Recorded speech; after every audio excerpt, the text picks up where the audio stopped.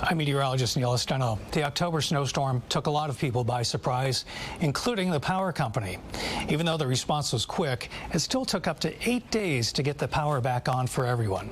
I came to the Regional Control Center to find out what has changed since then and to talk to somebody that worked through it.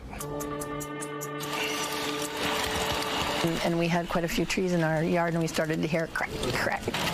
You know, we knew the trees were coming down, and I knew it wasn't good.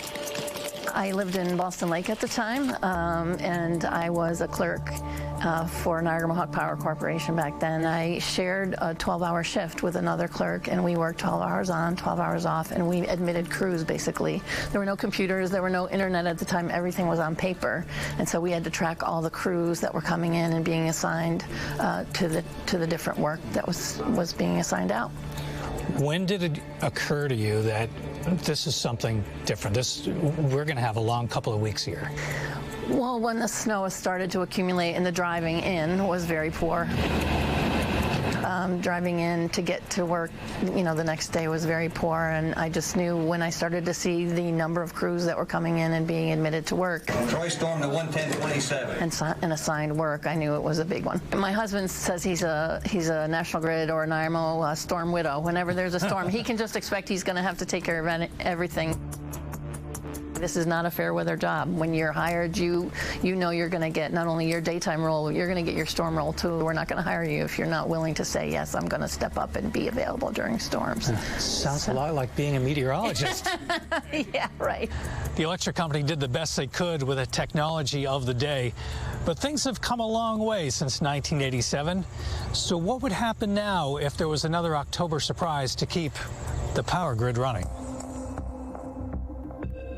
A lot of investment has taken place over 35 years. If we go back just to 2012 alone, in the capital region, we've invested around $2 billion. Also, our vegetation management program has really matured, and we've built an award-winning program here from vegetation management. Trees are still the main cause of outage in a weather event like that, and it's an important part of our strategy. When bad weather is expected, the utility companies share resources as they did in 1987. But that process has improved as well. You know, go back to 1987, I think where we are now as an industry and certainly as a company, as we're making that decision earlier in advance of the weather system. So we try to get, when we are that concerned, we try to get those resources to us and embed it into the service territory where we think the weather is going to be most damaging. As you can imagine, it's a very weather-dependent business. So we spend a great deal of time, obviously, monitoring the weather multiple times throughout the day, and we have a variety of different sources we take it through and evaluate it from. So certainly local news, weathermen like yourself, Neil, the NWS products, we consume those, and we also have a meteorological service that gives us a weather forecast that's a bit catered to a utility and running an electric utility business and what the impacts might be to the system, and depending on the time of year.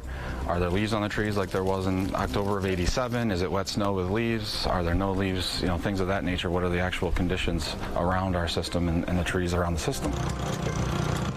The work performed following the October storms, 75 miles of new electric line, 400 transformers, and they replaced 6 transformer towers, and they had to build a road to do it.